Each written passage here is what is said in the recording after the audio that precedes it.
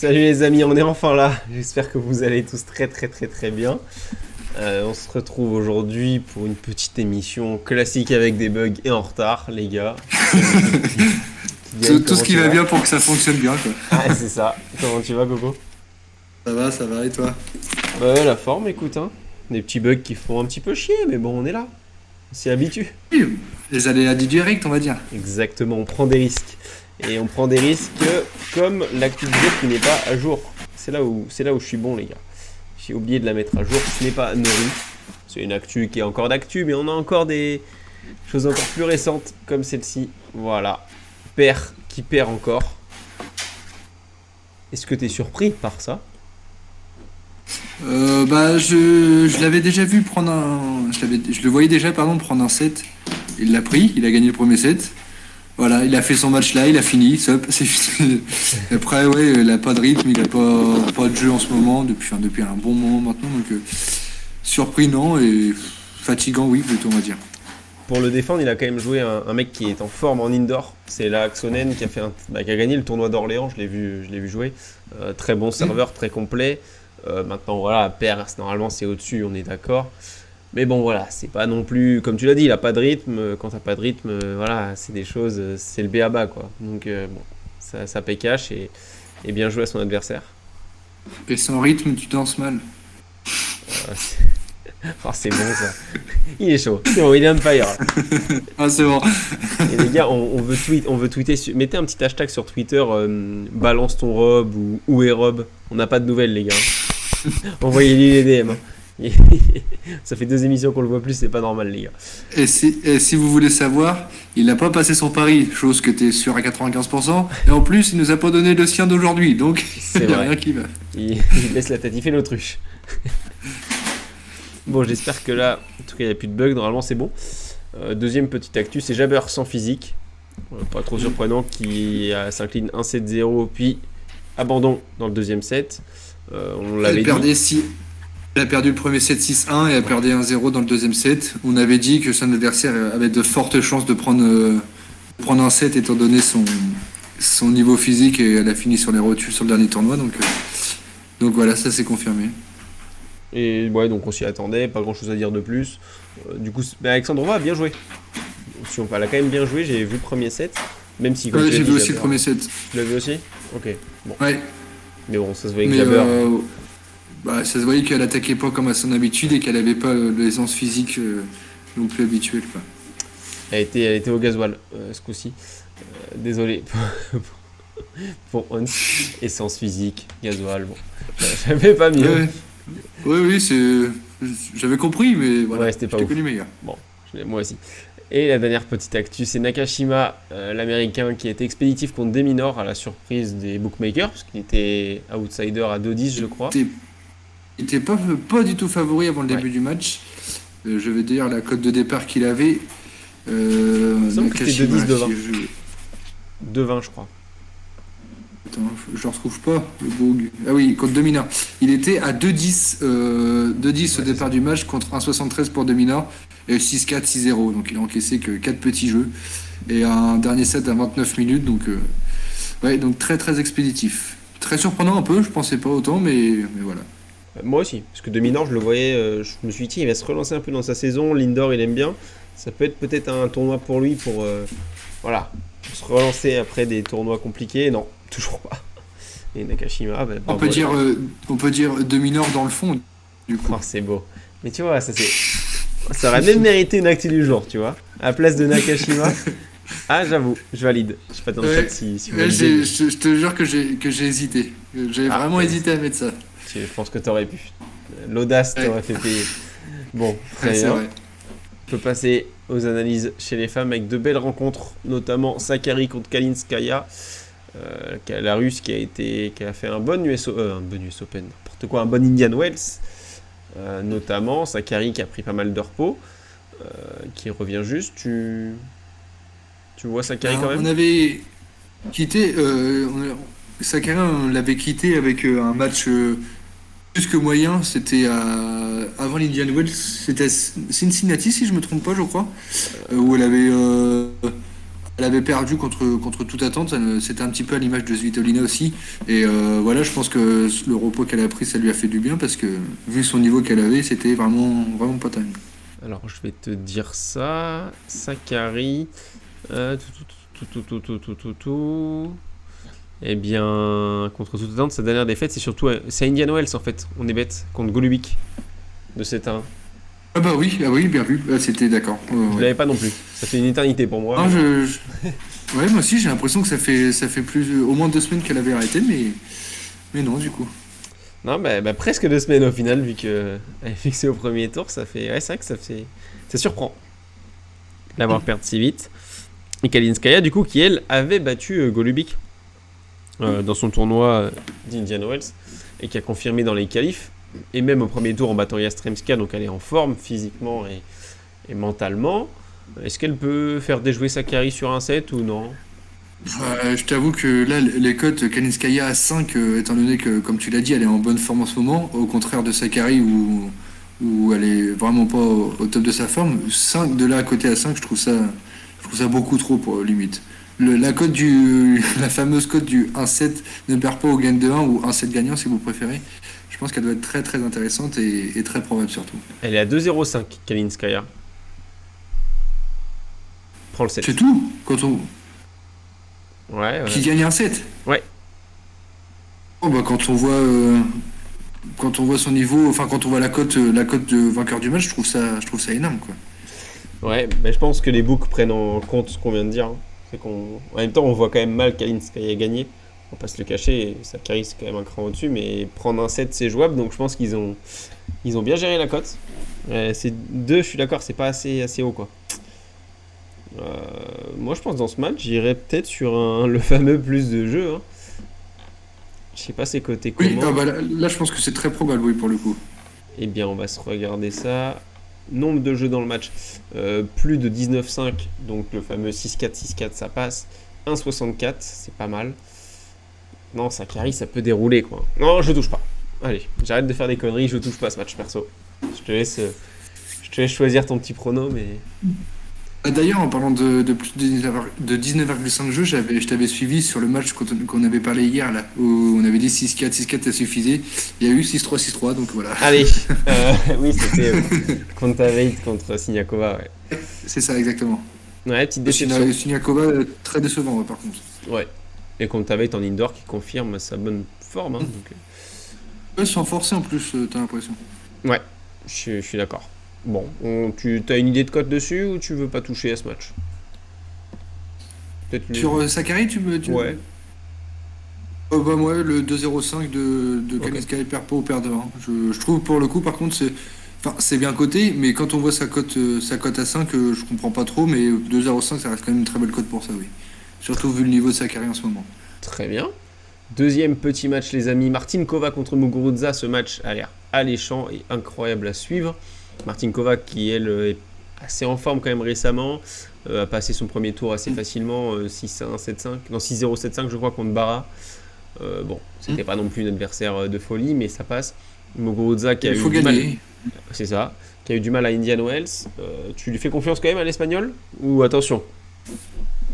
Attention, encore une fois, les quarts de cote, ouais, je pense que c'est des bonnes cotes à prendre en ce moment sur les favoris, enfin parier contre les favoris ou du moins contre un nombre de jeux ou un nombre de sets parce que 3,75, Martinkova, certes, elle n'est pas favorite de base, mais de là, 3,75, je trouve ça beaucoup trop élevé, surtout comme tu l'as dit, elle est plutôt en forme, expéditive au premier tour, elle a pas gaspillé de l'énergie sur son tour d'avant, donc ouais, c'est assez surprenant, mais Martinkova est très très belle pour le coup.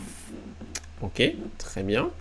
Moi, je suis d'accord sur. Elle est intéressante, mais je sais pas si elle peut gagner le match quand même. Hmm. Ah, peut-être. Hmm. J'irais peut-être sur De la gagner, un 7. De quoi? ouais, un 7 aussi. De la gagner un match, je sais pas, c'est possible, mais c'est risqué. Par contre, un 7, Un ça reste 80. quand même très probable pour moi. Un Ouais, 80, ouais. c'est jouable. 7 de Martinkova plus un CF multiplié par la cote du 7 de Kalinskaya, ça peut être très intéressant, ouais. Ouais, c'est pas mal du tout. Je regarde les nombres de jeux, ouais, c'est pas fou. C'est pas fou. Non, bah non, c'est comme assez bas, ouais. Bah, ou alors tu te dis, alors il y a une cote qui est pas mal peut-être, c'est le plus de 9,5 jeux dans le premier set. C'est-à-dire premier set où elle se cherche un peu, ça fait un Ça fait 6-4 minimum. 6-4. Voilà, c'est Ouais. coté à 2. Voilà, tu te dis un petit set Ah de mise en ouais. route. Ouais, 1,98 précisément, mais Ah ouais. c'est pas Ouais, mal. pour le coup, elle est très jolie, ouais. Ah, parce que franchement, je pense que Martinkova sera plus en jambes et va pouvoir, si elle doit tenir tête à Muguruza, c'est sur le premier, je pense. Donc, ouais, Oui, bah, en fait, ça va dépendre si elle arrive à, comme tu dis, à gagner le premier set, ça va carrément mettre le doute à Muguruza pour la suite du match. Donc ouais, si elle prend l'ascendant physique dès le premier set, ça peut être un tout autre match et les codes vont s'inverser très vite, je pense. ok, très bien. On est pas mal là sur les cotes. Donc ça fait une. Toi, tu dis le set de Martinkova à 80. Et moi, je dis du coup plus de 9,5 jeux dans le premier set à 2. Troisième petit match. Tomljanovic contre Sabalenka, incroyable match aussi. Tomljanovic qui était outsider. Tu l'avais vu au premier tour, bien vu. Je te laisse en parler d'ailleurs, parce que tu Non, l'as dit je n'en plusieurs parle pas fois. vu que c'est mon pari. Oui, mais je veux dire, tu avais C'est vu. mon- Oui, oui, tu voudras, oui, Ah c'est oui, vrai. contre Samsonova, ouais, je comprenais pas la cote parce que voilà, Tomljanovic, déjà son niveau de jeu, enfin son classement reflète pas son niveau de jeu pour moi parce qu'elle est 43e au classement WTA. Après, ouais, a produit un très beau, pour moi, un des meilleurs jeux de ces dernières semaines, voire ces derniers mois. Ouais, de la mettre à 2-20 contre Samsonova qui sont très proches au classement parce que Samsonova est 42e, c'est un peu incompréhensible, mais du coup, 6-2, 6-4 en 1h30, c'est quand même relativement peu de petits sets. Donc ouais, pas photo sur ce match. Donc je t'avoue que je comprends toujours pas pourquoi la cote avait été mise aussi haute. Et du coup, ça peut être de bon augure pour la suite du tournoi, même si c'est Sabalenka en face, évidemment. Top. On peut passer du coup à l'analyse ATP. Donc chez les hommes, vous l'aurez compris. Avec un premier match qui concerne l'un des Français en forme, l'un des seuls Français en forme, Rinderknecht, qui affronte Lajovic, qui a battu Richard Gasquet au premier tour. 1,67 pour le Français, 2,20 pour le Serbe. Je ne Tendance touche pas Rinderknecht, n'est-ce pas? Rinderknecht. Je ne touche pas Rinderknecht dès le premier tour. Enfin, sur ce tour-là, pardon. Ah ouais. Ok. Ah non. Ah non, non, je sais Pourquoi pas, je le t'es... sens pas du tout.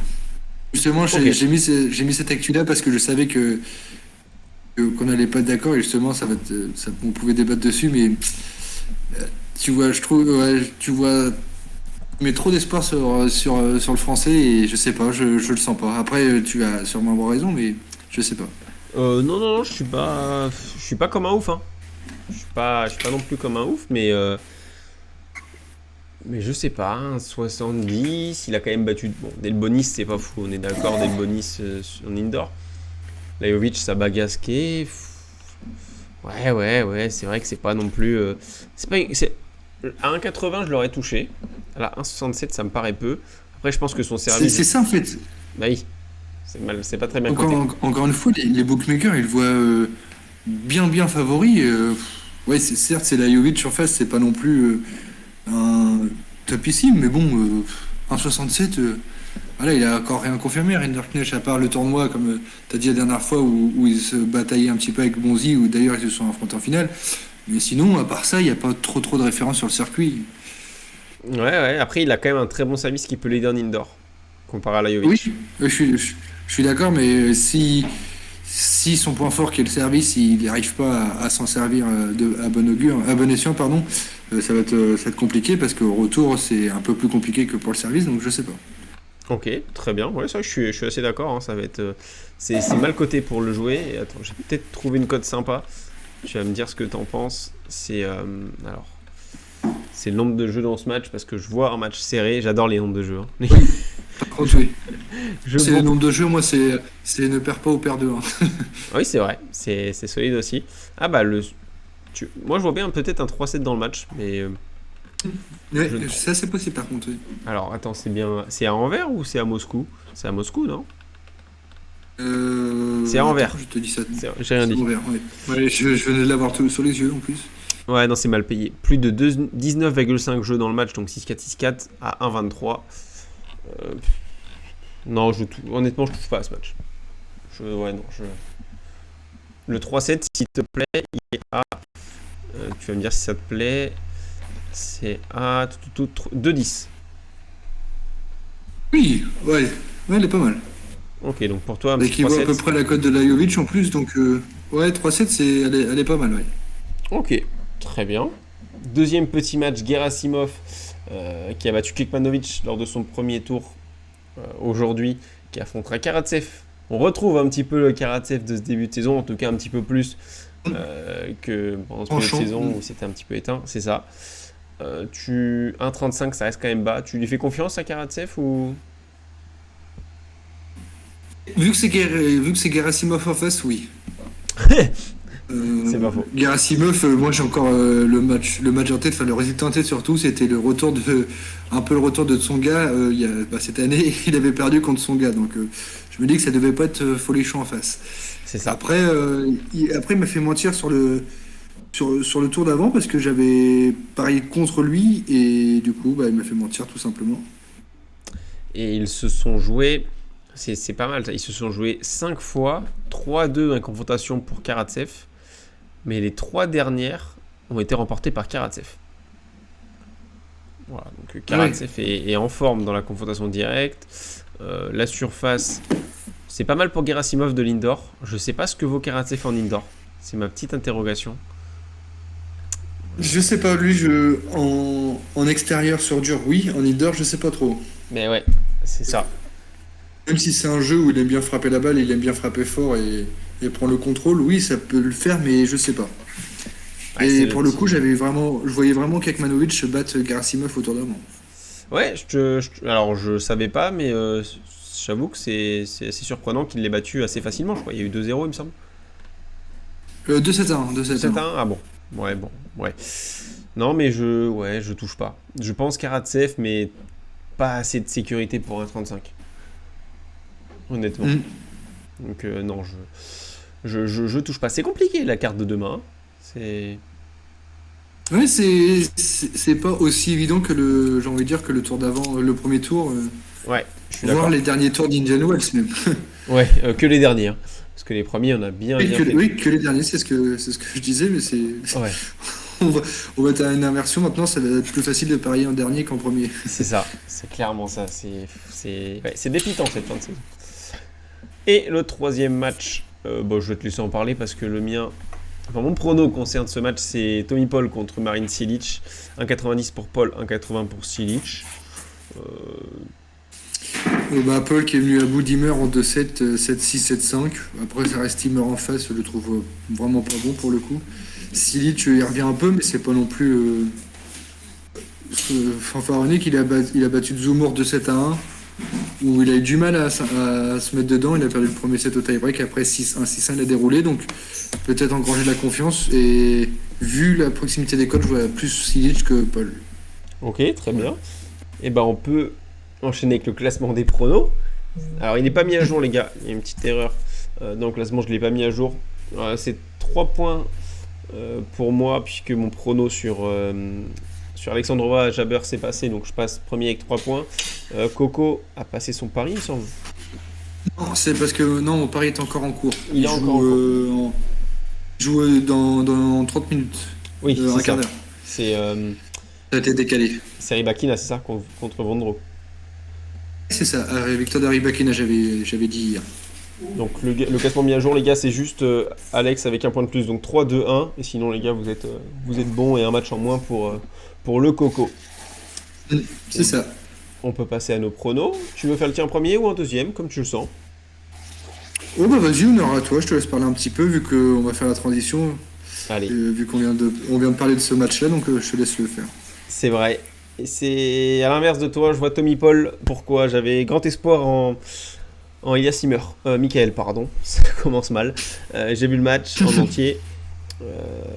Ymer a vraiment mené ce premier set 5-2, 5-1 même, non 5-2. Bref, il était largement au-dessus. Et Tommy Paul s'est réveillé, servait mieux. Ymer a complètement de choc sur les balles importantes. Mais Paul n'a jamais rien lâché. Et je trouve avec quand même du jus pour un mec qui venait de jouer Indian Wells, etc. Ça m'a assez surpris d'ailleurs. Et je l'ai trouvé cohérent. Donc 1,90 contre Silic qui a eu du mal contre Damil Zomour. Les gars d'Amil Zoumour, c'est un sketch humain. Je me dis que voilà, c'est pas mal.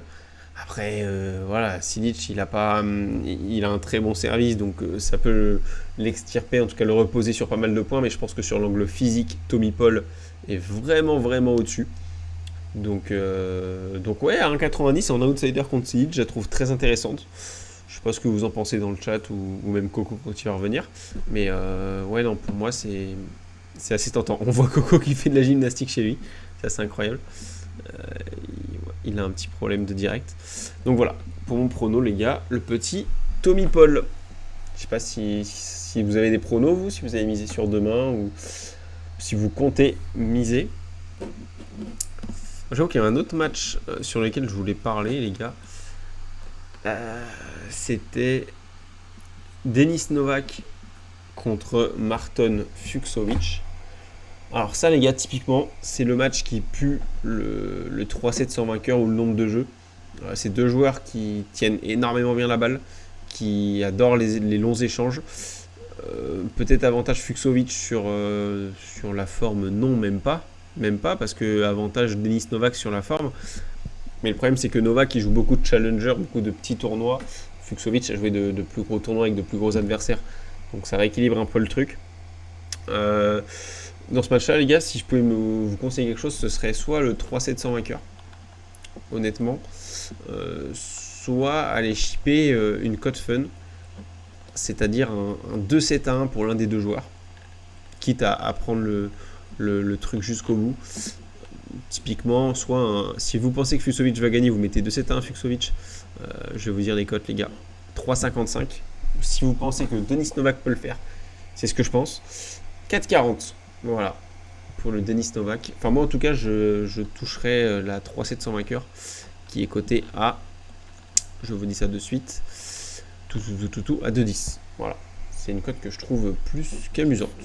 Donc voilà. Je suis de retour, désolé, ça a bugué. T'inquiète, je faisais une Chacun son bug aujourd'hui. C'est ça, je parlais un petit peu d'un autre match.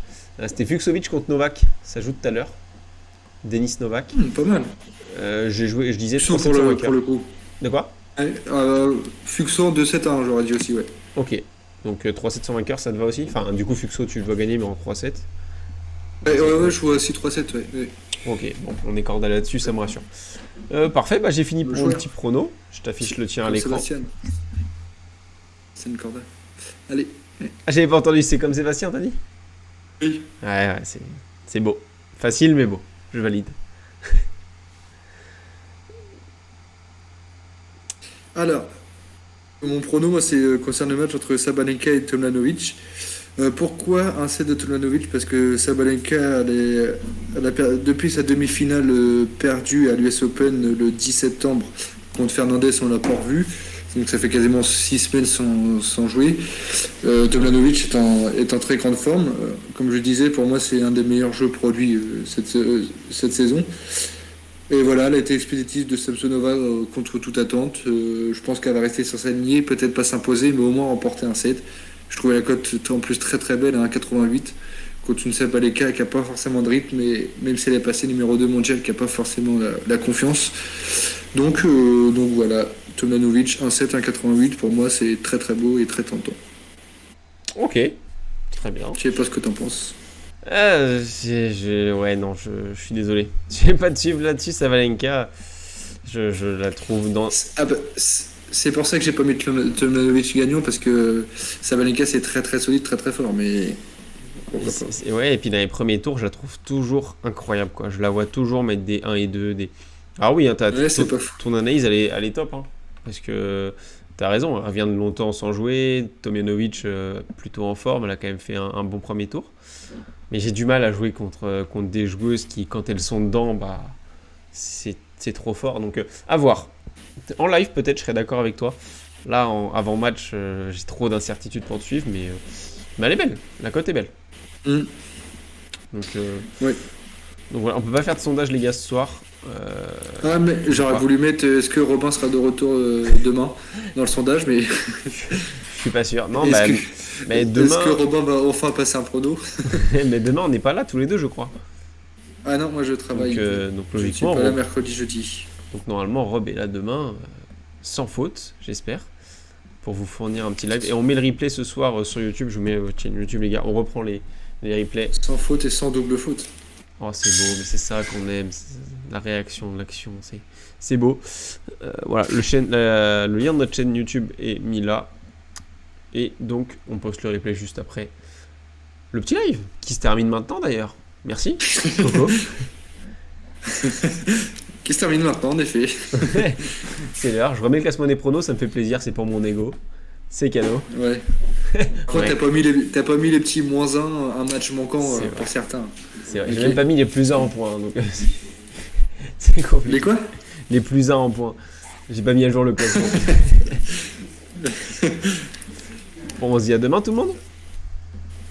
Bon bah bonne soirée à tous, merci à tous. Puis replay sur YouTube dans 1 heure à peu près. Tout à fait. Salam. Bonne soirée à tous.